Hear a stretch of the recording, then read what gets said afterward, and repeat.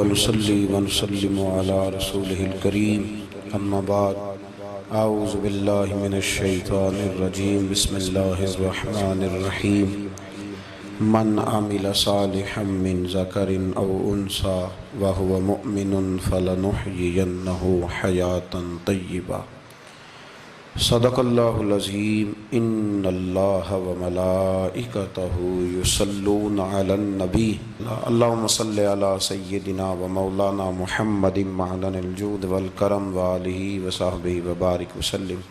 حمد و صلاۃ کے بعد آج رمضان المبارک کی 27ویں رات ہے۔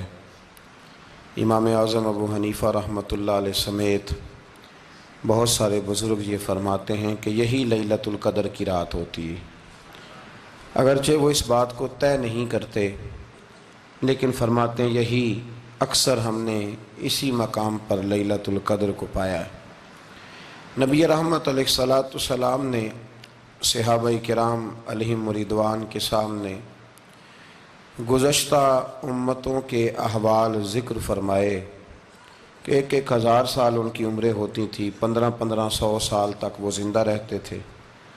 تو صحابہ کے دلوں میں تجسس پیدا ہوا کہ اگر عمر 1000 سال ہوگی تو نماز بھی تو 1000 سال ہی پڑھیں گے نا، اگر عمر 1500 سال ہوگی تو روزے، عبادتیں، یہ سارے کام بھی تو بڑے زیادہ کرتے ہوں گے۔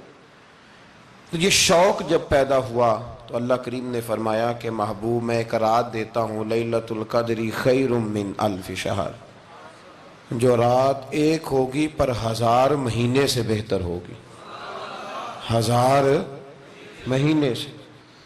یہ رات اگر کسی کو میسر آ جاتی ہے اور پھر وہ صدق دل کے ساتھ، یعنی توجہ کے ساتھ، انہماک کے ساتھ، احتساب کی نیت سے، گناہوں کی معافی کی نیت سے اگر وہ اس رات کا قیام کرتا ہے، عبادت کرتا ہے، ذکر کرتا ہے، دعا کرتا ہے، تو محبوب کریم علیہ السلام نے وعدہ فرمایا ہے کہ اللہ اس کے پچھلے سارے گناہوں کو معاف فرما دے گا۔ دین، شریعت، قرآن، اسلام یہ بحث کرنے نہیں آیا دنیا میں۔ علماء جو بحث کرتے ہیں وہ توضیحات کے لیے، تشریحات کے لیے، تفاسیر کے لیے، وہ ان کا مقام ہے، لیکن ہم جو عوام بحث کرتے ہیں تو سمجھ لیں کہ دین بحث کرنے کے لیے نہیں آیا، دین تو عمل کرنے کے لیے آیا، اس پر عمل کیا جائے گا، عمل کی کوشش کی جائے گی۔ اور قرآن مجید نے کہا من عمل صالحا من ذکر او انثی، جو کوئی بھی اچھے عمل کرے چاہے وہ مرد ہو یا عورت ہو، وہو مؤمن، شرط یہ ہے کہ وہ مومن ہو، فلنحیینہ حیاتا طیبہ، فرمایا ضرور ہم اسے پاکیزہ زندگی عطا فرما دیں گے۔ جو عمل والے لوگ ہوتے ہیں انہیں اللہ کون سی زندگی دیتا ہے؟ حیات طیبہ، پاکیزہ زندگی۔ اللہ پاک، صاف ستھری، غلاظتوں سے پاک زندگی دیتا ہے جو بندہ عمل کرتا ہے۔ توبہ کا مطلب یہ ہوتا ہے کہ میں پچھلے گناہ پہ شرمندہ ہوں اور آئندہ نہ کرنے کا پکا وعدہ کرتا ہوں۔ انسان ہے، وعدے کے باوجود بھی کہیں غلطی کر لیتا ہے تو اللہ معاف کرنے والا ہے، لیکن وہ ساری رات روتا رہا، ہر مسجد سے چیخنے کی آواز آئی، اس نے ساری رات مسجد میں رو کے گزاری، لیکن جھوٹ چھوڑنے کا اس کا ارادہ ہی کوئی نہیں۔ وہ تو کہہ رہا ہے 3 دن کا رمضان رہ گیا ہے، پھر میں نے دیکھ نہیں لینا تمہیں۔ فساد چھوڑنے کا اس کا پروگرام ہی کوئی نہیں۔ وہ تو میاں طے شدہ بات ہے کہ سویرے وہ دکان پہ جائے گا اور صبح جو بیسن بیچے گا نا سموسے اور پکوڑے کے لیے، اس میں بھی ملاوٹ کرنے کا ارادہ رکھتا ہے۔ تو یہ ساری رات توبہ توبہ کہنے کا کیا مطلب ہوا؟ کھل کے ساری رات اس نے توبہ توبہ کی۔ حضرت عمر فاروق رضی اللہ تعالیٰ عنہ کے بارے میں امام ابن جوزی نے لکھا ہے کہ رات کو نا گھر کے اندر بیٹھے بیٹھے اچانک رو پڑے حضرت عمر، 62 سال عمر ہے، خلافت کے آخری ایام چل رہے ہیں، تو رو پڑے ایسے ہی گھر میں بلا وجہ ہی۔ آپ کی اہلیہ نے، زوجہ نے بیٹے کو اٹھایا، فرمایا پتہ کرو تمہارے باپ کو کیا مسئلہ ہے، کہیں کوئی تکلیف تو نہیں، درد تو نہیں، صاحبزادے آئے، ابا جی کیا بات ہے؟ فرمایا اماں کو بلاؤ۔ سب لوگ جمع ہو گئے تو جناب عمر فاروق رضی اللہ تعالیٰ عنہ فرمانے لگے کہ بیٹھو میرے ارد گرد۔ سب بیٹھ گئے تو فرمانے لگے آج جب میں مسجد سے نکلا تھا تو میرے نبی پاک کے سچے صحابہ، سچے رسول کے سچے صحابہ، حضور کے سچے غلام یہ کہہ رہے تھے کہ عمر بڑا ہی اچھا ہے، عدل والا ہے، انصاف والا ہے، تو ابا جی اس میں رونے والی کیا بات ہے؟ تو فرمانے لگے ڈر یہ لگتا ہے کہ باہر تو میں اچھا تھا، کہیں گھر میں تو نہیں کوتاہیاں کرتا رہا۔ میری بات پہ توجہ کرنا، کہیں گھر میں آپ باتیں سن لیں تو شاید جتنی میں کرتا ہوں دوسرا کاری کوئی نہ سکے، لیکن جب عمل کے راستے پہ ہم نکلتے ہیں تو وہ مسدود ہے، وہ بند ہے۔ عمل کس نے کرنا ہے؟ آپ کوئی آیت پڑھیں تو یہاں غلطی نکالنے والے 20 لوگ مل جائیں گے، 20 لوگ، لیکن اس آیت پہ عمل کرنے والے کتنے ملیں گے؟ تو حضرت عمر فاروق رو رہے تھے، کہنے لگے کہیں تمہارے حقوق تو نہیں پامال کرتا رہا؟ تو آپ کی اہلیہ نے جب سنا تو وہ کہنے لگی عمر مجھے تو بڑا پرانا شکوہ ہے، آپ کو جاہ و جلال اتنا تھا میں بات نہیں کر سکی۔ عمر تم نے سارا دن مسجد میں گزار دیا اور ساری رات نقاب اوڑھ کے مدینے کی گلیوں میں گزار دی، میں تو زندگی کی کوئی خوشی دیکھ ہی نہیں سکی۔ چاہ تو میرے اندر بھی تھے نا کہ میرا شوہر کچھ گھڑیاں بیٹھتا، کہیں مجھے لے کے جاتا، تو میں تو کچھ نہیں دیکھا، مجھے بڑا شکوہ ہے۔ تو حضرت عمر کہنے لگے چل اللہ کی رضا کے لیے معاف کر دے۔ بھئی معافی بیوی سے نہیں مانگی جا رہی، معافی اپنی غلطی کی مانگی جا رہی، یہ سمجھ لیں۔ بیوی کے لیے تو خاوند کا بہت بڑا مقام ہے نا، لیکن یہاں غلطی کس بات کی ہے؟ اپنی کمزوری پر غلطی کا اعتراف کر کے معذرت کا سوال کیا جا رہا ہے۔ تو حضرت عمر کہنے لگے معاف کر دے، تو اہلیہ کہنے لگی میں نہیں معاف کرتی، میری شرط پوری کریں۔ فرمایا وہ کیا؟ فرمانے لگی قیامت میں جب اللہ آپ کے لیے جنت کا حکم دے گا تو آپ میری سفارش کریں گے اللہ کی بارگاہ میں؟ سفارش کریں گے کہ یا اللہ مجھے کپڑے دھو کے دیتی تھی، میری عزت کی حفاظت کرتی تھی، میرے بستر کو پاک رکھتی تھی، کہیں گے؟ تو حضرت عمر فرمانے لگے تیرے ساتھ وعدہ رہا، رب نے اگر عمر کو اپنے فضل، اپنے کرم اور اپنے محبوب کے صدقے جنت دی تو عمر تیرے بغیر جنت میں نہیں جائے گا۔ عمل کا رستہ، عمل کا رستہ دیکھیں نا، 2 دفعہ استاد بات کرتا ہے، 2 دفعہ، اور کوئی زیادہ، ایک تو ہے نا کہ ایم اے اور جناب ایم ایڈ اور ایم فل اور پھر پی ایچ ڈی قسم کا استاد، ایک وہ جو matric P T C teacher ہے نا، وہ 2 دفعہ اسٹوڈنٹ کو کام کہے تو تیسری دفعہ وہ ناراض ہو جاتا ہے، کہتا ہے میں 2 دفعہ کہا ہے۔ بچے کو آپ 2 دفعہ کہتے ہیں اور اگر تیسری دفعہ کہنا پڑے تو غصہ آتا ہے نہیں آتا؟ بھئی تو نے اتنی دفعہ کہا تو سمجھ نہیں رہا بات کو۔ اور اگر اللہ کریم قرآن مجید میں سینکڑوں دفعہ کہے نماز پڑھو، سینکڑوں دفعہ، اور یہ بہانے کر رہا ہے، یہ بھی پروگرام بنا رہا ہے، پھر کہتا ہے میں بے چین رہتا ہوں، میں بے قرار رہتا ہوں۔ عمل کا رستہ اس کو اختیار کریں، آپ سکون میں رہیں گے۔ بد عمل آدمی اور بے عمل آدمی یہ ہمیشہ پریشان رہتے ہیں، ہمیشہ۔ عمل کریں، توبہ کریں تو پھر بدل جائیں، پھر تبدیلی آئے، اور یہ کوئی مشکل کام نہیں، جو بدلنے والے تھے وہ بدل گئے، بڑا کچھ کرتے تھے پر پھر وہ لوگ بدل گئے۔ حضرت فضالہ رضی اللہ تعالیٰ عنہ کہتے ہیں کہ میں بڑا دلدادہ تھا عورتوں کا، اور میرا ماحول یہ تھا کہ میں قتل بھی کر لیتا تھا، معاذ اللہ چوری بھی کر لیتا تھا، اور رات میری طبیعت تھی معاذ اللہ نئی سے نئی عورت کے پاس جانا۔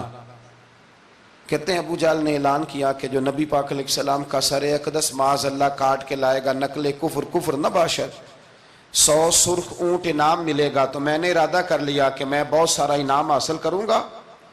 قرآن مجید میں نا اللہ فرماتا ہے کہ بہت سارے لوگ ایسے ہیں جنہیں اگر میں رزق میں کشادگی دے دوں، زیادہ پیسے دے دوں، فرمایا باغی ہو جائیں، وہ سرکش ہو جائیں۔ یہ بہت سارے لوگوں کو جو اللہ تبارک و تعالیٰ اعتدال میں رکھتا ہے تو یہ ان کے لیے بہتر ہے۔ ہر بندہ دولت کے ہوتے ہوئے نیک ہو سکتا، تو یہ اللہ اگر رکھتا ہے نا اعتدال میں تو شکر کرے اللہ کا، ورنہ تو لوگ عیاشیاں کریں، پتہ نہیں کیا کچھ کر گزرے۔ تو حضرت فضالہ کہتے ہیں کہ میں نے خنجر تیار کیا اور میں نے بغل میں اس کو چھپایا، اوپر میں نے چادر اوڑھ لی۔ اب مجھے پتا تھا ظہر کی نماز کے بعد نبی پاک صلی اللہ علیہ وسلم طواف کعبہ کے لیے، بیت اللہ شریف کے طواف کے لیے جاتے ہیں۔ کہتے ہیں میں بھی اس طرف بڑھا، رستے میں نا وہ خاتون جس کے گھر میں نے رات آنا تھا، میں نے دروازے پہ دستک دی، میں نے کہا کہ تیار رہنا، تیار رہنا، آج میں بڑے پیسے لے کے آؤں گا۔ اسے میں نے یہ کہا اور پھر میں چلا گیا بیت اللہ شریف کا طواف کرنے۔ کہتے ہیں اللہ کے محبوب بھی طواف کر رہے تھے تو میں نے بھی طواف شروع کر دیا۔ ارادہ یہ تھا کہ جہاں نبی پاک علیہ السلام میرے قریب سے گزریں گے تو موقع پا کر میں حضور کے جسم اقدس پر خنجر کھونپ دوں گا اور معاذ اللہ شہید کر دوں گا۔ کہتے ہیں حضور ایک دفعہ بھی میرے پاس سے گزرے تو میں ہمت نہ کر سکا، دوسری دفعہ بھی پاس سے گزرے تو میں ہمت نہ کر سکا، تیسری دفعہ بھی گزرے تو میں ہمت، نبی کریم صلی اللہ علیہ وسلم 2-3 دفعہ گزرے تو فرماتے ہیں کہ مجھے موقع نہ ملا، اس لیے کہ حضور فرماتے ہیں اللہ نے روب کے ساتھ میری مدد فرمائی، دشمن پر میرا روب طاری ہو جاتا ہے۔ فرماتے ہیں جب چکر پورے ہو گئے تو محبوب کریم نہ چھٹے چکر پہ فرمانے لگے فضالہ چکر ایک رہ گیا ہے، بے خبر ہو جو غلاموں سے وہ آقا کیا ہے، ایک پھیرا رہ گیا ہے۔ کہتے طواف مکمل ہو گیا تو محبوب میرے قریب آئے، فرمایا وہ کام کرتے کیوں نہیں جس کے لیے آئے تھے؟ میں نے عرض کی یا رسول اللہ کون سا کام، کیسا کام؟ اندر تو چور تھا نا، بانج فقیروں کسے نہیں ماریا اے ہوئی چور اندر دا، اندر چور تھا نا۔ کہتے ہیں حضور نے مجھے کندھے سے پکڑ کے ہلایا، فرمایا کرتے کیوں نہیں؟ جب حضور نے ہلایا تو وہ خنجر بھی پیروں میں گرا اور میں بھی رسول اللہ کے پیروں میں گر گیا۔ میں نے کہا حضور مجھے کلمہ پڑھا دیں۔ کہتے ہیں حضور نے پہلے میرے دل پہ دست مبارک پھیرا، پھر میرے نبی نے مجھے کلمہ پڑھا دیا۔ اب نہ مرید ہونے والا کہتا ہے کہ جی آہستہ آہستہ میں ٹھیک ہو جاؤں گا، اب وہ آہستہ آہستہ کا کیا ترجمہ ہے یہ بالکل سمجھ نہیں آتی۔ بھئی کسی بندے سے 5 لاکھ روپیہ لینا ہے تو اس سے وہ کہتا ہے جی میں آہستہ آہستہ دوں گا، 500 روپیہ دے دیا کروں گا روز کا، تو کہتے ہیں میری رقم خراب ہوتی ہے، پورے دو۔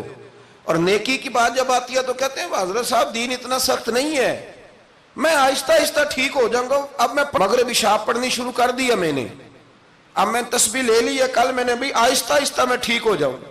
یعنی رقم لینی ہو تو وہ آہستہ آہستہ قبول نہیں ہے، لیکن اور مکان کی رجسٹری اگر کرانی ہو تو مالک مکان کہے گے آہستہ آہستہ کرا لو، کہتے ہیں پیسے پورے دیے ہیں، سویرے چل اور بیان دے۔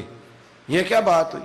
یہاں یہ جو ہمارا ماحول تھا نا کر لیں گے ہو جائے گا، یقین کریں لوگ قبروں میں چلے گئے ہیں پر مسجدوں میں نہیں آئے، ہر کام سے لوگ ریٹائر ہوئے پر گناہوں سے ریٹائر نہیں ہوئے، آخر تک تباہی اتر گئی لیکن لوگ بدلنے کو تیار نہ ہوئے۔ حضرت فضالہ کہتے ہیں ابھی میں نے کلمہ پڑھا، ابھی میں واپس آیا، رستے میں وہ بی بی کھڑی تھی، کہتے ہیں میں وہ شخص تھا کہ عورتیں مرتی تھی میرے اوپر اور کسی کی جرت تھی کہ وہ آئیں بائیں شائیں کرے، لیکن فرماتے ہیں میں بی بی کے پاس سے گزر گیا، پہلے تو اس کا خیال تھا رکے گا، لیکن جب میں رکا نہ تو دروازے پہ آئی، اور جب میں گزر گیا تو اس نے آواز دی، لیکن میں نے سنی انسنی کر دی، جب آگے بڑھا تو میرے پیچھے دوڑی۔ فرماتے ہیں مجھے پکڑ کے کہنے لگی فضالہ تجھے کیا ہوا، تو وہی نہیں جو یہاں سے گیا تھا؟ آپ فرماتے ہیں میں کبھی نہیں رویا تھا، میں کبھی نہیں رویا تھا، اور جب کہا نا تو وہی نہیں، کہتے میں نے سر اٹھایا تو میری آنکھوں میں آنسو تھے، میں نے کہا میں جو گیا تھا وہ نہیں ہوں، اب تو میں محمد عربی کا غلام بن گیا، اب میں وہ نہیں ہوں، اب نہیں ہو سکتا کہ کوئی میری نظر میلی ہو جائے، یہ کیسے ممکن ہے؟ اب نا اسلام کی تعریف ہم نے یہ کی ہے کہ خبردار کوئی ہمارے قریب نہ آئے، ہم کسی کو بات نہیں کرنے دیتے کہ ہم مسلمان ہیں، ہم بات نہیں کرنے دیتے۔ پتہ کیا بات ہے، ایک میری یہ تقریر ہوتی ہے ممبر پہ اور ایک میرا عمل ہوتا ہے جب میں سفر کرتا ہوں، جب میں گاڑی میں بیٹھتا ہوں، جب میں دوستوں سے ملتا ہوں، جب ان دونوں باتوں میں تضاد آتا ہے نا، تضاد، تو لوگ تقریر کو جذبات نہیں کہتے، ایک فن بن جاتی ہے تقریر۔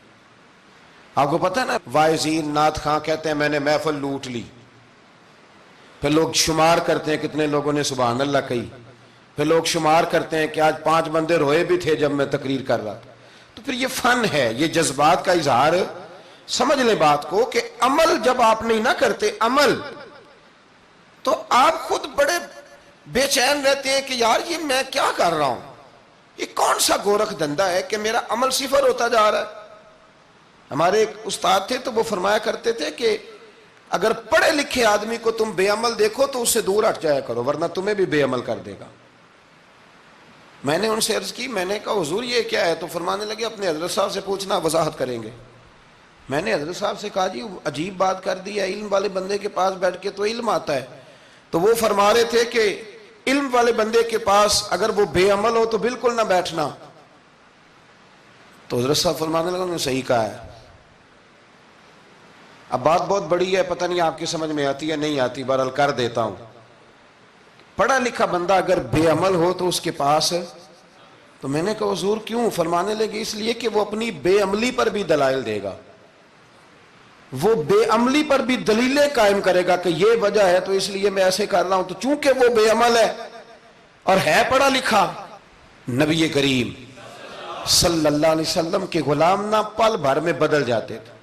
اور اللہ تعالیٰ بھی نا بڑے موقع دیتا ہے ہمیں، بڑے موقع. حضور نے فرمایا جس نے ایمان اور احتساب کی نیت سے روزے رکھے وہ نئی زندگی کا آغاز کرے، اس لیے کہ اللہ نے اس کے پچھلے سارے گناہ معاف فرما دیے. میرے نبی کریم علیہ السلام نے فرمایا جو شخص بیمار ہو گیا، مریض ہو گیا، اور نسائی شریف میں فرمایا کہ 3 دن تک بستر پہ رہا اور اس نے شکوہ نہ کیا اللہ کا، اور جب وہ شفا یاب ہو کے بستر سے اٹھا ہے نا، تب اللہ نے اس کے پچھلے سارے گناہ معاف فرما دیے. اور فرمایا جو حج کرنے گیا، حج کر کے واپس آیا، اللہ کے حبیب فرماتے ہیں یوں سمجھے کہ میں آج ہی ماں کے پیٹ سے پیدا ہوا.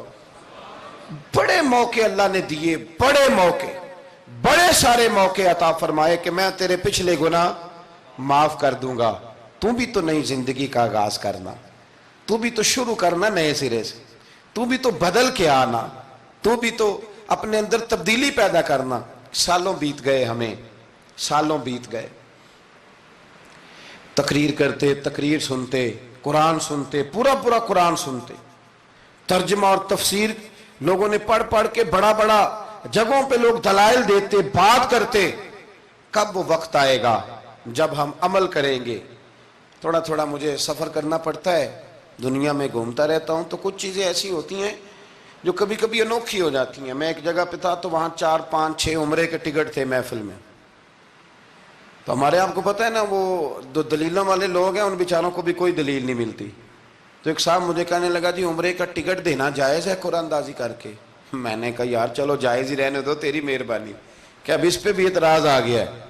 میں نے کہا 100% جائز ہے، کوئی اس میں کوئی ایسی بات نہیں ہے. لیکن اندازی تو شروع ہو گئی جو حدیث میں نہیں آئی، عمرے کے ٹکٹ والی ہے جائز، پر نبی پاک نے جس قرآن اندازی کا کہا تھا وہ کب ہوگی؟ حضور نے فرمایا تمہیں پہلی صف کے ثواب کا پتہ چل جائے تم قرآن اندازی کرو. وہ کس دن کرنی ہے؟ کس مسجد میں ہوتی ہے؟ حضرت عبداللہ ابن مسعود فرماتے ہیں تمہیں پتہ چلے اذان کا ثواب کتنا، تم قرآن اندازی کرو. کب کرنی ہے؟ کون پڑھے گا اذان؟ کون یہ آگے بڑھ کے کام کرے گا؟ بھئی جو قرآن اندازی حدیث میں ہے وہ کب ہوگی؟ یہ تو قرآن اندازی شروع ہو گئی اور ہو رہی ہے. اب تو لوگ جہیز دینے لگے ہیں قرآن اندازی کر کے، یہ ماحول بن گیا. دین عمل کرنے کے لیے آیا ہے. جو حکم میرے نبی پاک کے غلاموں کو ملا انہوں نے عمل کر کے دکھایا، انہوں نے عمل کر کے دکھایا. وہ عمل کے میدان کے لوگ تھے. حضرت ابوبکر صدیق سے زیادہ روایات مروی نہیں ہیں، اگر ڈھونڈنے نکلو گے تو زیادہ قول نہیں ملیں گے ان کے. حضرت عمر فاروق کے زیادہ اقوال، زیادہ ارشادات آپ کو نہیں ملیں گے. حضرت سیدنا عثمان غنی کی زیادہ باتیں آپ کو نہیں ملیں گی. ان کا عمل ملے گا، ان کا کردار ملے گا، ان کا لب و لہجہ ملے گا، زندگی گزارنے میں کیا طریقہ اختیار کیا وہ آپ کو ملے گا. اب تو وہ لوگ رخصت ہو گئے جن کے عمل سے لوگ زندگی پکڑتے تھے، عمل سے، کردار سے. تو عمل کا رستہ کب اختیار کریں گے؟ آگے کب بڑھیں گے؟ میرے رسول کریم صلی اللہ تعالی علیہ وسلم کے غلام عمل کرتے تھے، اور جب عمل کرتے تھے پھر اس کا رزلٹ آتا تھا. یاد رکھنا رزلٹ نیتوں کا آتا ہے، ارادوں کا آتا ہے، عمل کا آتا ہے. گفتگو کا رزلٹ، آپ بڑا اچھا سبق سنا لیں تو پیپر نہ دیں تو پاس ہوں گے کہ فیل؟ آپ تو کہہ رہے تھے وہ مجھے سارا ہی آتا تھا. تو عمل آپ کرتے ہیں تو عمل پر نتیجہ ہوتا ہے، عمل پر. حضرت عبداللہ ابن مبارک رحمت اللہ علیہ کے جو والد تھے نا ان کا نام مبارک تھا. وہ ایک باغ میں رہا کرتے تھے، باغ کی دیکھ بھال کرتے تھے بڑے صاف ستھرے، بڑی ان کی طبیعت میں نکھار تھا. آج مسئلہ ہمارے ملک کا یہ ہے کہ ہمارے ملک میں صرف سیاستدان ہی جو ہے وہ غلط کام نہیں کرتا، یا بہت بڑی انڈسٹری ہو تو وہاں خرابی نہیں ہوتی. بلکہ ریڑھی والے کا بھی اگر ہاتھ پڑ جائے نا تو چھوڑتا وہ بھی کوئی نہیں، الا ماشاء اللہ۔ وہ بھی جو اچھے اچھے آم ہوتے ہیں وہ فرنٹ پہ لگائے ہوتے ہیں، اس نے دکھانے کے لیے اور ہوتے ہیں اور دینے کے لیے اور ہوتے ہیں، اور وہ کہتا ہے کہ یہ بھی تو میں نے بیچنے ہیں نا، تو بھئی اگر یہ بھی بیچنے تھے تو اکٹھے لگانے چاہیے تھے، لیکن معیار ہے نا ہمارا، عمل کا رستہ مسدود ہے۔ حضرت مبارک جو تھے وہ مالی کے طور پر غریب آدمی تھے تو کام کاج کرتے تھے۔ تو ایک دن باغ کا مالک آ گیا، اس نے آ کے آپ سے کہا کہ کنوں کا باغ تھا، اس نے کہا کہ لاؤ ایک، کنوں لا کے دیا تو کھٹا تھا، اس نے کہا یہ نہیں ٹھیک، دوسری درخت سے لاؤ، دوسرے سے لائے تو وہ بھی کھٹا تھا، تیسرے سے لائے وہ بھی کھٹا تھا۔ کہنے لگا بیٹے کتنے سال ہو گئے تمہیں؟ تو فرمانے لگے 10-12 سال۔ تو کہنے لگے تمہیں ابھی بھی نہیں پتا کس جگہ کا کنوں میٹھا ہے، سارے کڑوے لائے ہو؟ تو آپ فرمانے لگے آپ نے مجھے دیکھ بھال کے نہیں رکھا ہوا ہے، کنوں چکھنے کے لیے نہیں رکھا، مجھ سے قسم اٹھا لیں کبھی میں نے چکھا بھی ہو، اس لیے کہ میرے ذمے اور کام۔ باغ کا مالک اتنا خوش ہوا کہ اس نے آزاد بھی کر دیا، اپنی بیٹی کا نکاح بھی کر دیا، اور وہ باغ بھی آپ کو تحفے میں ہی دے دیا۔ ان کے گھر حضرت عبداللہ بن مبارک پیدا ہوئے۔ ان کے والد گرامی کہتے ہیں کہ ایک دن پھر ایسا ہوا کہ میں نے نا باغ بڑا سجایا، سوارا، محنت کری، بادشاہ آ گیا۔ تو بادشاہوں کو بھی کچھ چیزیں پسند آ جاتی ہیں نا، اور ہمارے ملک میں تو ڈھیر سارے لوگ بادشاہ ہیں، ڈھیر سارے لوگ بادشاہ ہیں۔ اگر کسی تگڑے بندے کو کسی غریب کی جھونپڑی پسند آ گئی پھر اسے دینی ہی پڑے گی، بلکہ ایسی ایسی خبریں سننے کو ملتی ہیں کہ چودھری صاحب نے آ کے کہا ہے کہ مفت دینی ہے کہ پیسے لے کے دینی ہے، یہ یہاں تک خبریں۔ تو بادشاہ آ گیا، اس نے دیکھا بڑا سجا سنورا باغ ہے، اس نے حضرت مبارک سے کہا کہ مجھے نا جوس بنا کے پلاؤ کنوں کا۔ تو حضرت نے اسے نا جوس دیا، اس نے پیا تو بڑا مزہ آیا، کہنے لگا ایک گلاس اور نہیں دیتے؟ تو حضرت اور بنانے لگے تو اس کے دل میں نا اس سے پہلے خیال آ گیا کہ باغ بڑا شاندار ہے اور پھل بھی بڑا مزیدار ہے، تو قبضہ نہ کر لوں، اپنا ہی نہ ہو جائے، یہ اس کو دیتے ہیں تھوڑے بہت پیسے، یہ نکل جائے گا، نہ بھی نکلا تو ڈانٹ دیں گے۔ اتنی دیر میں نا حضرت مبارک رحمت اللہ تعالیٰ علیہ ایک گلاس شربت کا اور بنا کے لے آئے، بادشاہ کو دیا نا، تو اب جو گلاس آیا تو کڑوا تھا، کسیلا تھا، کھٹا تھا۔ تو بادشاہ کے گلے کو پڑا تو کہنے لگا یہ تم نے کیا کیا؟ پہلے تو بڑا میٹھا تھا، باغ وہی ہے تو ذائقہ کیسے بدل گیا؟ تو آپ فرمانے لگے وہ بادشاہ کی نیت بدلی ہے نا، بادشاہ کی نیت بدلی ہے تو اس کا بھی ذائقہ بدل گیا ہے، تو نیت نہ آپ کی بدلتی۔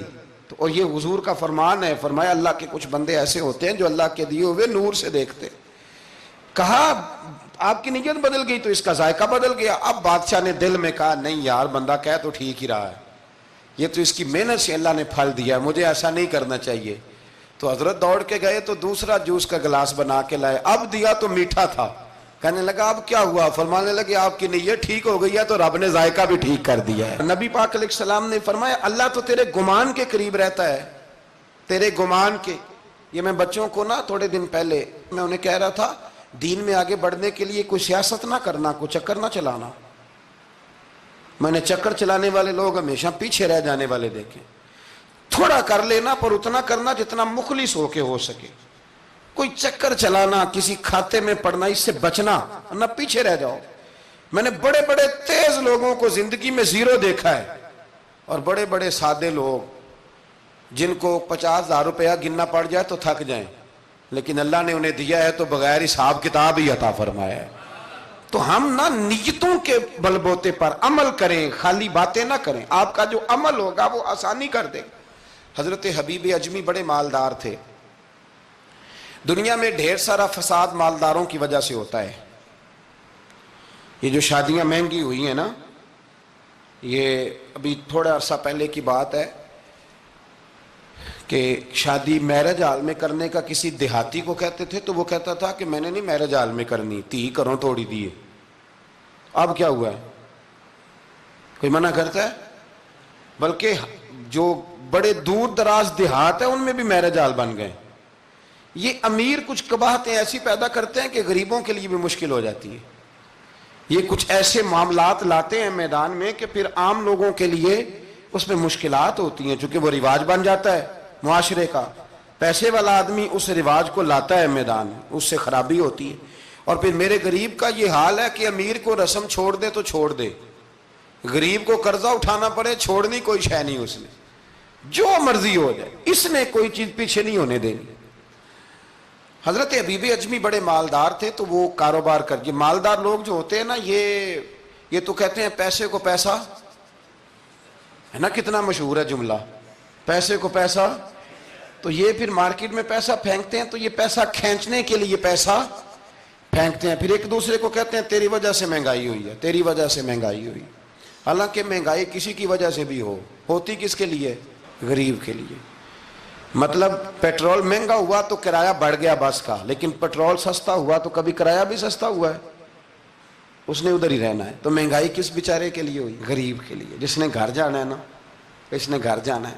ابھی ہمارے ایک بچے نے جانا تھا، تو سفر لمبا تھا، تو کہہ رہا تھا 1000 روپیہ میرے پاس ہے پر کرایہ 1500 لگتا ہے۔ ابھی بھی لوگ حساب کرتے ہیں اور پھر سوچتے ہیں کہ رستے میں شے کوئی نہیں کھانی، اس لیے کہ پھر کرایہ کہاں سے دوں گا، مینج کر کے رکھتے ہیں۔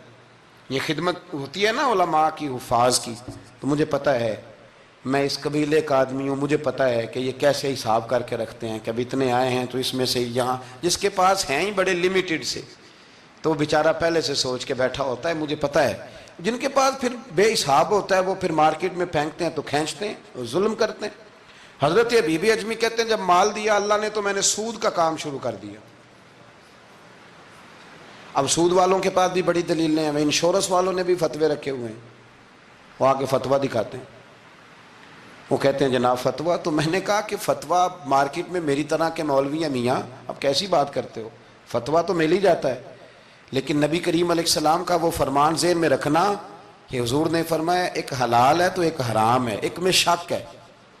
اللہ کے نبی فرماتے ہیں تم نے شک والی چیز سے بھی بچنا ہے، اس میں مشکوک ہو گیا نا کہ پتہ نہیں۔ اب دیکھیں نا علماء کا یہاں اختلاف ہے، جو جائز کہتے ہیں قابل احترام ہے، لیکن جو ناجائز کہتے ہیں ان کے بھی تقوی میں کوئی شک، تو شک آ گیا نا اس بات میں، تو حضور نے فرمایا تم شک والی چیز سے بھی بچو۔ حضرت حبیب اجمی کہتے ہیں میں سود کا دھندا کرتا تھا، بڑا سود لاتا تھا، بڑا سود، اور یہ سود جس پہ چڑھ جاتا ہے اس پہ اترتا نہیں۔ پاکستان کا بھی بنیادی مسئلہ یہ ہے کہ سود اتنی بڑی نحوست ہے کہ یہ اللہ رسول سے جنگ ہے، کیونکہ بہت زیادہ سود ہم دیتے ہیں۔ اس لیے میں تو آپ کو پتہ ہے جو کوئی برا کام کرے اس کو برا کہنا چاہیے، حکومتی لیول پر تنقید اس لیے اچھی ہوتی ہے کہ لوگوں تک جب پہنچتی ہے تو فائدہ دیتی ہے، لیکن جو بندہ اچھا کام کرے اس کی اچھائی کو بھی بیان۔ حضرت حبیب اجمی رحمۃ اللہ تعالیٰ علیہ فرمانے لگے کہ سود کا کاروبار میں نے شروع کر دیا اور بڑا وسیع تھا میرا کام سود کا، میں سود لیتا تھا، سود پہ گزارا ہوتا تھا۔ میری بیوی مجھے سمجھاتی تھی کہ یہ سود ہے، یہ حرام ہے، یہ غلط ہے، سے بچو۔ کہتے ہیں وہ کئی دفعہ مجھے کہتی تو میں ڈانٹ دیتا۔ ایک دن نا میں سود کے پیسے لے کے نا آ رہا گھر، اس کا میں نے گوشت خریدا، بیوی کو دیا کھانا پکانے کے لیے، تو اس نے ہنڈیا چولہے پہ رکھی، کہتے اس نے ذرا اس کے اندر چمچہ جو چلایا ہنڈیا میں، تو وہ لایا میں گوشت تھا پر سارے کا سارا خون بن گیا، خون بن گیا سارے کا سارا۔ اللہ اکبر۔ کہتے ہو میری بیوی چیخیں مارنے لگی اور لا کے میرے آگے رکھا، کہنے لگے یہ تیرے سود کے پیسے خون بن گئے، آج تجھے بھی پلاؤں اور تیرے بچوں کو بھی۔ وہ کہتے ہیں نا کچھ لوگ کے گھر کے کونے سے چیخنے کی آواز آتی ہے تو سارے پیر بلائیں یا فرق کوئی نہیں پڑتا، تو میں کہتا ہوں پھر غور کر لو، شاید اس کونے میں کسی یتیم کے پیسے لگ گئے ہوں، کسی بیوہ کی آہیں ہوں۔ اگر اس رقم کی کوئی گھر بن جائے نا تو پھر ساری دنیا کے پیر جمع کرو تو چیخنے کی آوازیں بند نہیں ہوا کرتی۔ حضرت حبیب اجمی رحمۃ اللہ تعالیٰ علیہ فرمانے لگے کہ وہ جب بن گیا نا خون، تو اب میرے اندر نا چوٹ لگی کہ یار اگر دنیا میں اللہ تعالیٰ مجھے نظارے دکھا رہا ہے تو آخرت میں میرا کیا بنے۔ کہتے میں درد کے ساتھ باہر نکلا، بچے گلی میں کھیل رہے تھے، جب ان کے قریب سے گزرنے لگا نا تو ہم تو کہتے ہیں نا لوگ حسد میں بات کرتے ہیں، لیکن ایسی بات نہیں ہے۔ کچھ شریر لوگ ہوتے ہیں جو حسد میں بات کرتے ہیں، پر دیکھنا چاہیے کہ لوگ ہمارے بارے میں کیا کہتے ہیں۔ انتم شہداء اللہ فی الارض، حضور نے فرمایا تم زمین پر اللہ کے گواہ ہو، مومن جو تمہارے بارے میں کہے کان لگا کے سنو۔ لوگ تمہیں کیا کہتے ہیں، کن لفظوں سے یاد کرتے ہیں؟ جن لفظوں سے لوگ دنیا میں یاد کرتے ہیں، مرنے کے بعد بھی انہی لفظوں سے یاد کریں گے، انہی لفظوں سے۔ کوئی تمہارے لیے ہاتھ اٹھا کے دعا نہیں کرے گا۔ ہاں اگر تم نے خیر کی ہوگی تو پھر لوگ گلیوں سے نکل نکل کے آئیں گے، پھر لوگ روئیں گے کہ بندہ بڑا تھا۔ تو حبیب اجمی کہتے ہیں میں باہر نکلا تو بچے کھیل رہے تھے، تو ایک بچہ ان میں سے کہنے لگا پیچھے ہٹ جاؤ، پیچھے ہٹ جاؤ، بڑا ظالم ہے، بہت بڑا سود خور ہے۔ چھوٹا بچہ، ایسا نہ ہو کہ اس کے پیروں سے مٹی اڑے اور ہمارے کپڑوں پہ پڑ جائے تو ہمیں بھی نحوست ملے، چھوڑو سودیہ ہے۔ کہتے ہیں میرے دل پہ اور چوٹ لگی، میں نے کہا یا اللہ تیری چھوٹی چھوٹی مخلوق بھی مجھ سے نفرت کرتی، یہ بچے تک کہتے ہیں کہ میں اس طرح کا ہوں۔ بچے فرمانے لگے، میں وہاں سے سیدھا حضرت حسن بصری کے پاس گیا، میں نے کہا حضور مجھے توبہ کرا دیں۔ یہ پتہ ہے اللہ والوں کے پاس لوگ کیوں جا کے توبہ کرتے تھے، مرید ہوتے تھے؟ اس لیے کہ توبہ پہ قائم رہنا بڑا مشکل ہوتا ہے۔ کوئی ایسا بندہ ہونا چاہیے جو ہمیں توبہ پہ قائم رکھے، جو روز ہمیں نصیحت کرے۔ دیکھیں نا، ہمارے سینئر ہوتے ہیں ہر فیلڈ میں، اگر کہیں ہم الجھ جاتے ہیں تو اپنے سینئر سے بات کرتے ہیں۔ تقوی کے پرہیزگاری کے راستے میں بھی ہمارا کوئی سینئر ہونا چاہیے تاکہ وہ ہمیں بتائے کہ پرہیز کہاں کرنی ہے، دوائی کیسے کھانی ہے اور آگے کیسے بڑھنا ہے۔ فرمانے لگے میں حضرت حسن بصری کے پاس گیا، توبہ کی، معافی مانگی، گڑ گڑایا، بڑا رویا، تو خواجہ حسن بصری نے مجھے توبہ کرائی۔ میں نے پکا ارادہ کیا کہ مر جاؤں گا پر حرام کا پیسہ نہیں کھاؤں گا، مر جاؤں گا حرام کا لقمہ نہیں کھاؤں گا۔ ویسے بھی ہم زیادہ کھا نہیں سکتے، یہ وارثوں کا مال ہوتا ہے، ہمارا تھوڑی ہوتا ہے۔ ہم کسی کے مال کے محافظ بنے رہتے ہیں، اور کھائے گا کوئی اور حساب دے گا۔ اور جہاں تک بچوں کا معاملہ ہے نا، بچے اچھے ہوں نا تو پیسے بانی جاتے ہیں، اور بچے نالائق نکل آئیں تو جو ہوں وہ بھی اجڑ جاتے ہیں۔ تو اس لیے محنت تربیت پر ہونی چاہیے، نہ کہ بینک بیلنس پر ہونی چاہیے۔ حضرت حبیب اجمی کہتے ہیں واپس آیا سچی توبہ کر کے، ایک لقمہ حرام نہیں کبھی لوں گا۔ ابھی وہ بچے وہیں کھیل رہے تھے جن کے پاس سے میں گزر کے گیا تھا، کہتے ہیں واپس آیا تو وہیں کھڑے تھے، انہی بچوں میں سے وہی بچہ دوبارہ بولا، کہنے لگا پیچھے ہٹ جاؤ، پیچھے ہٹ جاؤ، اللہ کا ولی آ رہا ہے، کہیں ایسا نہ ہو کہ ہمارے پیروں سے گرد اڑے، اس کے کپڑوں پہ پڑے اور ہم بے ادب لکھ دیے جائیں۔ کہتے ہیں میں نے چلتے چلتے چیخ ماری کہ اے اللہ، ابھی تو میں آج بدلا ہوں، آج میں بدلا ہوں تو تو نے میرے حق میں ساری گواہیاں بھی بدل دی ہیں، تو نے سارا نظام بدل کے رکھ دیا ہے۔ تبدیلی اپنے اندر لائیں، روح کے اندر لائیں، مزاج کے اندر لائیں۔ یہ شب قدر کی رات ہے، توبہ اور استغفار کریں، لیکن بدلنے کے ارادے سے، چھوڑنے کے ارادے سے۔ اعلیٰ حضرت فاضل بریلوی رحمت اللہ علیہ جب ذی الحج کی آخری رات ہوتی تو فرماتے صبح سال بدل رہا ہے تو ہمیں بھی بدل جانا چاہیے۔ لوگ پوچھتے حضور کیا بدلیں؟ فرمایا جو ایک سپارہ پڑھتا تھا 2 کر دے، اور فرمایا جو اپنے آپ کو خوش کرنے کے لیے باتیں کرتا تھا وہ باتیں کم کر دے۔ آج نہ کچھ بدلنے کا پروگرام بنائیں، اپنے رب کریم کے ساتھ دل ہی دل میں وعدے کریں کہ کچھ عادتیں ہم چھوڑیں گے۔ یہ غلط بات ہے کہ عادتیں چھوٹا نہیں کرتی، حضور عادتیں ہی تو بدلنے آئے ہیں دنیا میں، عادتیں بدل جایا کرتی۔ اپنے آپ کو بدلیں اور اپنے اندر تبدیلی پیدا کریں، پھر خدا کے رزلٹ کا انتظار کریں، پھر دیکھیں اللہ کس طرح کے فیصلے فرماتا ہے۔ آپ ارادہ کریں، آپ پروگرام بنائیں، آپ ذہن اپنا بنائیں کہ میں نے نہ اب کچھ بدل جانا ہے، اب میں نے اندر کچھ اپنے تبدیلی پیدا کرنی ہے، نکل آئیں۔ 2-3 گزارشات جاتے جاتے آپ سے عرض کروں۔ ایک تو زندگی میں کچھ کام ایسے کریں کہ جن کاموں کا مجھے پتہ ہو یا میرے رب کو پتہ ہو، کسی انسان کو خبر نہ ہو۔ دوسری بات یہ یاد رکھیں کہ دین کا کوئی کام بھی زندگی میں کریں نا تو اپنے اوپر مشقت کریں کہ وہ کام میں نے ریاکاری کے طور پہ نہیں کرنا، وہ دکھلاوے کے طور پہ نہیں کرنا۔ دینی معاملات کے اندر، دینی کاموں کے اندر، یعنی پہلے آپ اپنے آپ کو مطمئن کریں کہ واقعی آپ فی سبیل اللہ وہ کام کر رہے ہیں۔ اب یہ جو رسم ہے نا بے تحاشا، کچھ چیزیں بوجھ بننے لگ گئی ہیں، بوجھ۔ طبیعت محسوس کرتی ہے کہ یہ کیا ہو رہا ہے، مطلب ہم یہاں بھی ہم وہ کام کریں گے سیکھ کے سن کے تیار کر کے، باہر آئیں تھوڑا۔ حضرت ابو مرتعش ایک درویش گزرے، وہ کہتے ہیں میری حج کی تیاری تھی، میں گھر میں بیٹھا تھا بالکل تیار تھا، کل پرسوں جانا تھا، تو میری اماں نے پانی مانگا، بیٹا پانی دینا۔ رسالہ کشیریہ میں اس کو لکھا ہے، کہتے ہیں اماں جی نے کہا پانی لاؤ، تو میں نے نا چھوٹے بھائی سے کہا اماں جی کو پانی دینا، اماں جی نے مجھ سے پانی مانگا ہے۔ جو پیر صاحب ہوتے ہیں ان کو بھی اماں کی خدمت کرنی چاہیے کہ نہیں کرنی چاہیے؟ وہ جو انڈسٹری کا مالک ہے 2 کروڑ روپیہ وہ نرس رکھ دے اماں کو کہ خود اماں کو روٹی کھلائے؟ وہ کہتا میں کر تو رہا ہوں، میں ہی تو تنخواہ دیتا ہوں، بی بی جو رکھی ہوئی ہے۔ کس کو خدمت کرنی چاہیے؟ ڈاکٹر صاحب کو، انجینئر صاحب کو۔ نبی وقت بھی ہونا، نبی وقت بھی اور ولی وقت بھی، تو ماں اس کے لیے بھی قابل تعظیم ہوتی۔ آپ بات کو سمجھیں، نبی کریم علیہ السلام تو اپنی رضائی ماں آتی تھی تو حضور اٹھ کے کھڑے ہو جاتے تھے۔ حضور نے کہا یہ تعظیم کا موقع ہے۔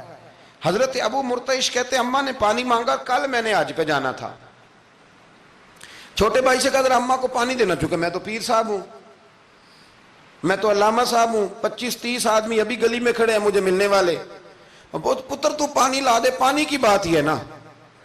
کہتے فوراً میرے دل میں خیال آیا کہ سینکڑوں میل کا سفر حج کا پیدل کرنا ہے، اس کے لیے تیرا نفس تیار ہے، اور یہاں سے اٹھ کے وہاں مٹکے سے پانی ڈالنے جانا ہے اماں کے لیے، اس کے لیے ذہن تیار نہیں۔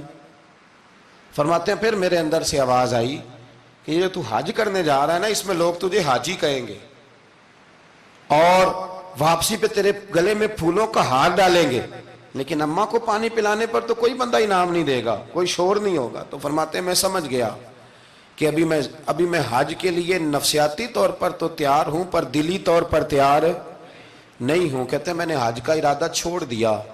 میری اماں کہنے لگی بیٹے جاتا کیوں نہیں؟ میں نے کہا اماں پہلے تیرے تک پہنچ لوں پھر بیت اللہ شریف تک بھی پہنچ جاؤں۔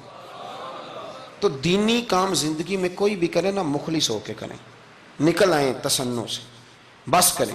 یار مطلب سب کے سامنے اداکاری تو اللہ رسول کے سامنے بھی اداکاری چھوڑ دیں یار۔ مطلب ویسے بھی میں کہتا ہوں اداکاری کرتے بندہ تھک جاتا ہے، اداکاری کرتے کرتے نا بندہ وہ لمبی نہیں چلتی۔ تو آپ نارمل زندگی میں اللہ رسول کے ساتھ رہیں گے تو وہ آپ کے لیے بہتری ہوگی، آسانی ہوگی آپ کے لیے۔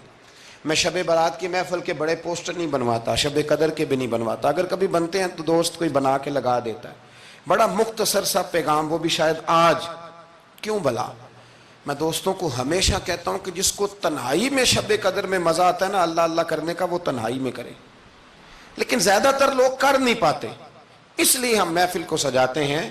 اس میں کوئی ایسا مقصد نہیں، کوئی ایسا معاملہ نہیں، خدا را کچھ تھوڑا سا اخلاص للہیت پیدا کریں طبیعت میں، اور کبھی بھی دین کے معاملے میں کسی جگہ بھی کوئی ایسا کام نہ کریں جس میں رکاوٹ ہو، آزمائش ہو۔ ابھی کی بات بتاتا ہوں، میں نے ہمارے جو تراویح کے حافظ صاحب ہیں ان کی خدمت کی، ابھی ہم نے، مجھے ایک سنگی کہنے لگے آپ نے بتایا نہیں کیا دیا ہے۔ میں نے کہا میرے خیال میں بتانے کے لائق ہوتے تو شاید بتاتا، اب آپ کسی کو 2-4 ہزار دے کے اس کا اعلان کریں گے تو یہ کچھ چیزیں ہیں نہیں اعلان کرنے والی۔ پھر یہ کہ وہ میں دیکھتا رہتا ہوں نا جی، تصویریں پہنچتی رہتی ہیں کہ جو 500 دے رہا ہے وہ بھی فوٹو کھنچوا رہا ہے، جو سوٹ دے رہا ہے وہ بھی فوٹو کھنچوا رہا ہے۔ تو جو ایک جگہ پہ میں کھانے کے لیے بیٹھا تھا ٹیبل پہ، تو انہوں نے پہلے نا برتن اٹھا کے تو چاولوں کی فوٹو کھینچی، پھر قورمے کی کھینچی، پھر ساری چیزوں کی۔ تو میں نے کہا کہ یار پہلے ہمیں پوچھ لو ہم نے کیا کیا کھانا ہے، جو کھائیں گے اس کی فوٹو کھینچ لینا۔ اب تم ہماری فوٹو کے ساتھ قورمہ فٹ کرو گے تو لوگ تو کہیں گے نا مولانا کھا کے گئے، تو میں نے پتہ نہیں کھانا ہے نہیں کھانا۔ تو آپ ڈریں اللہ تعالیٰ سے، ہر بات میں تھوڑی یہ مطلب تسنع آئے گی، ہر بات کے اندر تھوڑا یہ معاملہ رہے گا۔ تو تیسری گزارش جو بڑی ضروری اور بڑی اہم ہے، دنیا میں جو چیز اس وقت سب سے زیادہ پریشانی کا شکار ہے وہ دینی اقدار ہیں۔ ہر شعبے میں تیزی سے کام ہو رہا ہے، تیزی سے، اور دینی اقدار کو لوگ پیچھے کرتے جا رہے ہیں۔ کئی بہانے ہیں لوگوں کے پاس، کہتے ہیں مولوی لڑتے بڑا ہیں تو ہم کدھر جائیں۔ تو تو میں کہتا ہوں کون سا مولوی کہتا ہے شراب پیو؟ کہا ہے کبھی کسی مولوی نے؟ وہ کوئی بھی ہو، کسی نے کہا ہے کہ رشتہ داروں کے تعلقات خراب کر لو؟ کسی نے کبھی کہا ہے کہ ڈاکے مارو؟ تو آپ کیا بات کرتے ہیں صاحب؟ کون سا مولوی کہہ رہا ہے کہ چوریاں کرو؟ تو دینی اقدار اور چیز کا نام ہے، اصول میں اختلافات ہیں، وہ اپنی جگہ پہ قائم ہیں، وہ رہیں گے، چلے آ رہے ہیں، لیکن آپ دینی اقدار کا خیال کریں۔ اب نئی بحث چھڑ گئی ہے کہ مسجد میں سیمنٹ کی بوری دینے سے بہتر ہے کسی غریب کو آٹے کا تھیلا دے دو۔ اصل بات یہ غریبوں کی آواز بند کرنا چاہتے ہیں۔ ایک مسجد واحد جگہ ہے جہاں سے غریبوں کی آواز بلند ہوتی ہے۔ سویرے تجربہ کرنا، سویرے کسی مسجد میں افطاری کے وقت پہنچنا، لائنوں میں لگ کے لوگ افطاری کر رہے ہوں گے اور سینکڑوں لوگ روٹی کھا رہے ہوں گے، اور ان میں امیر کوئی بھی نہیں ہوگا، سارے ماڑے لوگ ہوں گے۔ تو مسجد ہی تو ہے، جب بنتی ہے تو غریب کی بات ہوتی ہے، غریب کو روٹی ملتی ہے۔ یہ مدارس کے اندر سیٹھوں کے بچے پڑھنے آتے ہیں، تو یہ کفالت خانہ نہیں سمجھتے آپ تو لوگوں کو بھکاری بنا رہے ہیں، بھکاری۔ مجھے پتہ ہے کہ بہت بڑے ہاسپٹل میں جو صدقات اور زکوٰۃ کے نام پہ بنا ہے، وہاں بھی اگر آپ نے علاج کرانا ہے تو آپ کو پہلے رسوا ہونا پڑتا ہے۔ ناراض نہ ہونا، میں بتا رہا ہوں رسوا ہونا پڑتا ہے، میں ذمہ داری سے کہہ رہا ہوں۔ وہ کہتے ہیں جاؤ جا کے اپنے علاقے سے لکھوا کے لاؤ کہ ہم نے زکوٰۃ میں سے علاج کرانا ہے۔ لکھوانا پڑتا ہے کہ نہیں لکھوانا پڑتا؟ یعنی جو ہسپتال بنا ہی صدقات اور زکوٰۃ پہ ہے، میں کسی کو ٹارگٹ نہیں کر رہا، لیکن وہ کہتے ہیں جاؤ 4 آدمیوں سے لکھوا کے لاؤ۔ پہلے آپ نے لکھوانا ہے، پھر آپ نے تصدیق کرانی ہے، پھر پاپڑ بیلنے۔ تو کتنے لوگوں کے سامنے پردہ کھلا کے زکوٰۃ کے ساتھ آپ یہ کرا رہے ہیں۔ اور اصول کیا ہے؟ صدر الشریعہ فرماتے ہیں اگر تمہیں پتہ ہے میرے بھائی کو زکوٰۃ لگتی ہے تو بتا نا زکوٰۃ ہے، اسے کیا یہ عیدی ہے، بچوں کے کپڑے لے لینا، اسے بتا نا، پڑھیے بارے شریعت، بتا نا، اسے کہہ کہ یہ میری طرف سے تحفہ ہے، اسے کہہ ہی نا۔ اسلام اتنی پردہ داری، یہ جو ہمارے مدارس ہیں نا، میں بڑی ذمہ داری سے، یہ مجھ سے پہلے ایک دوست نے پوچھا، پھر 2 4 5 لوگوں نے پوچھ لی یہ بات، تو میں نے کہا کہ نبی پاک کو یتیموں غریبوں کا بڑا خیال تھا، پر حضور نے تو مدینے آ کے سب سے پہلے مسجد ہی بنائی ہے، حضور نے باقی سارے کام بعد میں کی۔ تو یہ اب نیا پراپوگنڈا ہے۔ دینی اقدار میں تھوڑا تھوڑا نا اپنا حصہ ڈالیں۔ کس طرح بھلا؟ کس طرح؟ جب بہت سارے لوگ دین کے مخالف بات کر رہے ہوں تو آپ ایک آواز صرف بلند کر دیں کہ نہیں یار ایسی کوئی بات نہیں ہے، دین کل بھی قابل عمل تھا، آج بھی قابل عمل ہے، قیامت تک قابل عمل رہے گا۔ آپ اپنا حصہ ڈالیں۔ وہ چندے دینے، وہ باقی معاملات بڑے بعد کے ہیں، لیکن میں سمجھتا ہوں سب سے زیادہ جس چیز کی ضرورت ہے وہ یہ ہے کہ ہم دین کے نمائندے بنیں۔ اب نہ 50 لوگ دین مخالف بات کر رہے ہوتے ہیں، پر ایک بھی اٹھ کے کہتا نہیں کہ یار یہ آپ ٹھیک نہیں کہہ رہے، یہ بات غلط ہے، یہ درست نہیں ہے۔ میں آپ سے گزارش کروں گا، وہ آپ کسی میدان میں بھی ہیں، کسی چوک میں بیٹھے ہیں، سوشل میڈیا پہ بیٹھے ہیں، کہیں بھی بیٹھے ہیں، آپ اپنے دین کے نمائندے بنیں۔ اس تیزی کے ساتھ لبرل لوگ دین کو بدنام کرتے ہیں، اس تیزی کے ساتھ نظام کو چلاتے ہیں، اتنی خرابی پیدا کرتے ہیں کہ آنے والی نسل دین بیزار ہوتی جا رہی، دین بیزار، یعنی بچے خوف کھاتے ہیں مسجد کے، مدرسے کے، مولوی کے نام سے خوف کھاتے ہیں۔ اور خدا کے بندو، جس بندے نے پاکستان بنایا تھا نا، خواب دیکھا تھا، وہ بندہ اس دور میں پی ایچ ڈی تھا جب پی ایچ ڈی بندے چراغ لے کے نہیں ملتے تھے۔ اقبال نے اس زمانے میں پی ایچ ڈی کی جب پی ایچ ڈی پتہ نہیں شاید خال خال ہوتی تھی۔ وہ ڈاکٹر بھی تھے، وہ شاعر بھی تھے، فلسفی بھی تھے، ادیب بھی تھے، بہت بڑے منطقی تھے اقبال۔ اور ردیف قافیہ، مجھے تھوڑی سی دلچسپی ہے شاعری سے، پر میں دنگ رہ جاتا ہوں جب اقبال کو پڑھتا ہوں کہ پتہ نہیں لفظ اس بندے کے سامنے ہاتھ جوڑ کے کھڑے رہتے تھے ہمیں استعمال کر، لیکن اس بندے نے علامہ کہلانا پسند کیا۔ اسے کوئی علامہ کہتا تھا تو اقبال راضی ہوتے تھے، فرماتے تھے جب کہ مجھے علامہ کہتا ہے تو مجھے یوں لگتا ہے کہ میں مصطفیٰ کے دین سے جڑا ہوں۔ وہ پسند کرتے تھے یہ بات کہنا، پسند کیا اس شخص نے۔ یہ آپ سمجھے، سرما تھا میری آنکھ کا خاک مدینہ و نجف، یہ پسند کیا اس بندے نے یہ بات کہنا۔ اس نے پسند کیا اپنے آپ کو رسول اللہ صلی اللہ علیہ وسلم کا غلام کہنا۔ آپ سمجھے نہ جہاں میں کہیں بھی اما ملی، جو اما ملی تو کہاں ملی، کہنے لگے میرے جرم خانہ خراب کو تیرے عفو بندہ نواز۔ تو اس لیے دین کے آپ محافظ بنیں، اور میرے سے زیادہ آپ کی آواز بلند ہوگی۔ جب ایک اسٹوڈنٹ پینٹ شرٹ پہن کے دین کی بات کرے گا تو لوگ کہیں گے نہیں رمق ہے، اس کو یہ کہہ کے بند نہیں کریں گے تو مولوی ہے تیری. تو میں آج شب قدر میں آپ سے گزارش کرتا ہوں, میں منت کرتا ہوں. اب نہ بڑی تباہی ہو گئی ہے, میری نسل کے آنے والے بچے دین بیزار ہو گئے, وہ ڈرتے ہیں, شب قدر کی راتوں میں مسجدوں میں نہیں آتے, شب برات کی راتوں میں مسجدوں میں نہیں آتے. ایک تیزی سے جال پھینکا گیا ہے اور کافر اس میں کامیاب ہے. خدا را واپس لوٹو, اپنے دین کے نمائندے بنو. اقبال کہا کرتے تھے میری زندگی کا مقصد تیرے دین کی سرفرازی, میں اسی لیے مسلمان, میں اسی لیے نمازی. کہنے لگے یا رسول اللہ میں مسلمان بھی اس لیے ہوں کہ میں دین کی بات کروں گا, اور نماز بھی اس لیے پڑھتا ہوں کہ تیرے دین کا جھنڈا بلند ہوگا. پر دین نبی دا وانگ یتیمہ رووے تے کرلاوے, تے آکھے میں کتھوں لبا عمر بہادر جڑا مینوں سینے لاوے. بڑی قسم پرسی ہے, دین کے نمائندے بنو, دین کی ذمہ داریوں پر آپ اپنا کردار ادا کرو, یہ بڑا ضروری ہے. تھوڑی منصوبہ بندی دین کے لیے بھی کرو. اگر پروفیسروں میں, ڈاکٹروں میں, انجینئر لوگوں میں, سیاستدانوں میں آپ کو اچھے لوگ مل جاتے ہیں اور آپ دل و جان سے ان پہ قربان ہونے لگتے ہو, تو کوئی دیندار بھی تلاش کاری لو, انشاءاللہ بڑے بڑے اچھے لوگ مل جائیں گے, اور اللہ کے فضل سے مل جائیں گے, اللہ کے کرم سے مل جائیں گے. اور یہ وہ والا کھیت ہے جو اکثر سرسبز و شاداب ہی رہتا ہے, اکثر سرسبز و شاداب ہی رہتا ہے, اکثر اس کے اندر خوبصورتی اور پھل پھول اور پودے لگے رہتے ہیں.